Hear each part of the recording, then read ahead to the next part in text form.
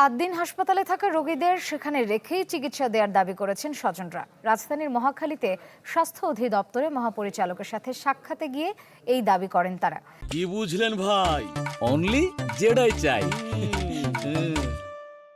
জানান, সরকারি নির্দেশনা অনুযায়ী রোগীদের হাসপাতাল ছাড়ার কথা বলেছে ৮ দিন কর্তৃপক্ষ। তবে অন্য হাসপাতালে সিট ফাঁকা পায়নি তারা। চিকিৎসা ব্যয়ও বেশি, চেষ্টা করেও মিলছে না এনআইসিইউ।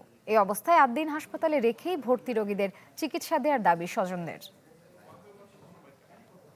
যে পেশেন্টগুলো ওইখানে আসছে, নতুন পেশেন্ট তো অ্যাডমিট হচ্ছে না, আমাদেরকে ওইখানে সেবাটা কন্টিনিউ করার জন্য হয়তো 5 দিন 7 দিন 10 দিন 15 দিন টাইম লাগবে। ওইখান থেকে আমরা সেবাটা নিয়ে বাসায় সুস্থভাবে রুগী নিয়ে বাসায় যেতে চাচ্ছি। ওখান থেকে আমাদের বলছে যে আপনারা বের হয়ে যান। আমরা এখন কোথায় যাব? আমরা কোথাও সিট পাইতেছি না। ঠিক আছে, অন্য অন্য জায়গায় করতেছি, কোনো জায়গায় এনআইসিইউ খালি নাই। আমাদের বাচ্চা হয়েছে খুব ছোট।